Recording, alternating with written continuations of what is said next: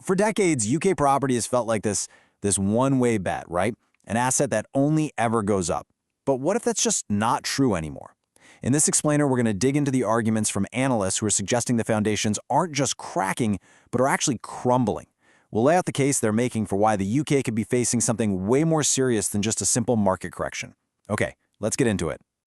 And this quote, wow, it really gets to the heart of the argument. There's this massive disconnect between the official story and what's happening on the ground.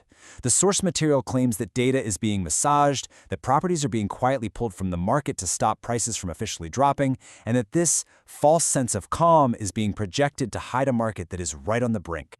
So this is the central mystery we're talking about. According to this analysis, we're not seeing some big, dramatic 2008-style crash. Instead, we're seeing a deep freeze. Think of it like a game of musical chairs where the music has just stopped, but nobody wants to be the first person to actually sit down.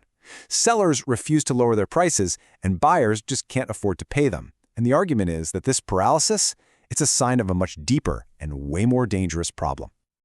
So what's causing this deep freeze? Well, the first and most immediate threat that's been identified is a ticking time bomb, and it's sitting in millions of homes across the UK, the mortgage crisis. And this isn't some abstract economic theory. This is about the financial reality that families are facing right now. 1.4 million. That is the number of households that are set to come off their cheap, fixed-rate mortgage deals in just the next year. We're talking about people who locked in historically low rates, maybe 2%, and they are about to be hurled into a completely different financial universe. And here's what that impact looks like in plain black and white.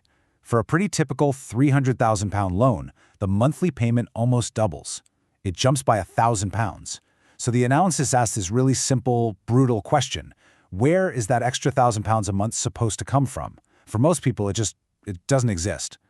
And that's why you get quotes like this from a mortgage broker who's right there on the front lines. The source argues this isn't just a market correction, it's a social crisis.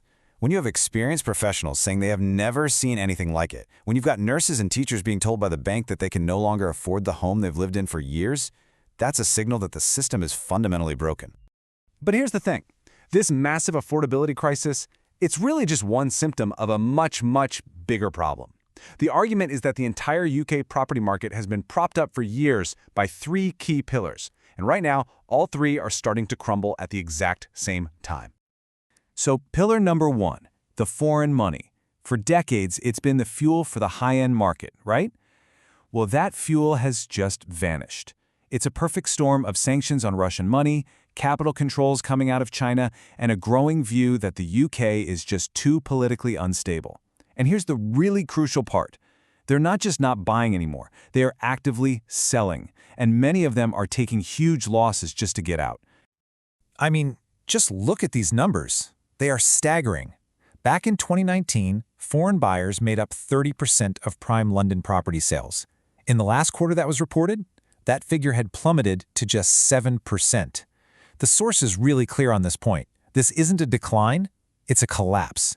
And when the buyers of last resort are stampeding for the exits, that's a massive red flag. All right, pillar number two.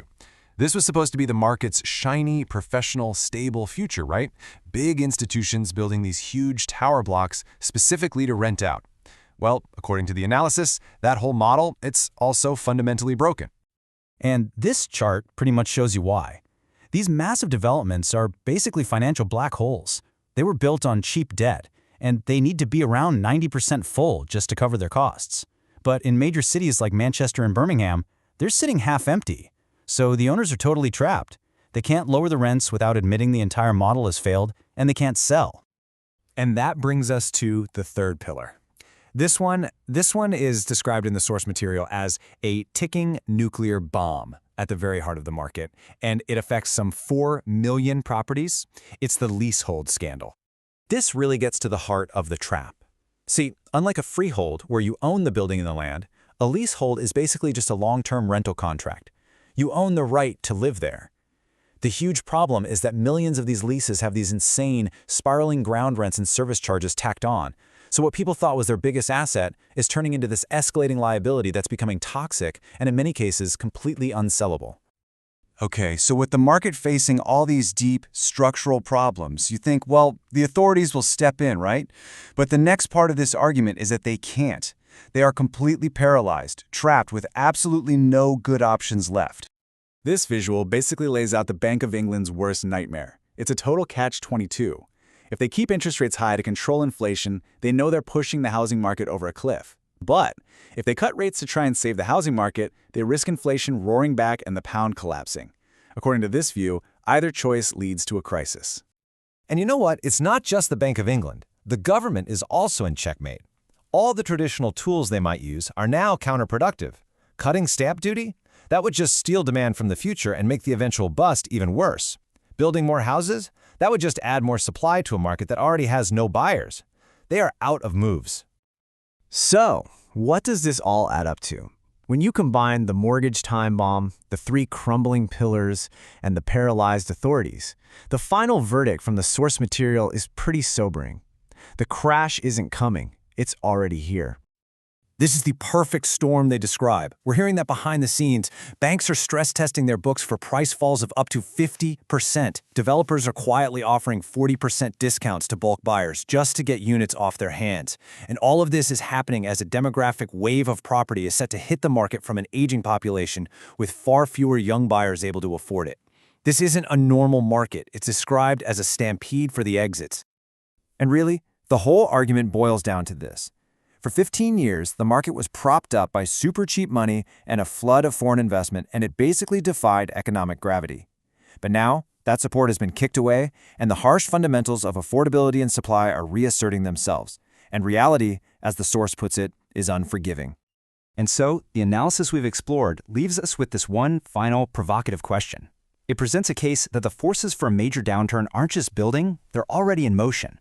So, when a market that has seemed to defy gravity for so long finally comes back down to earth, the only question is, are you standing underneath when it falls,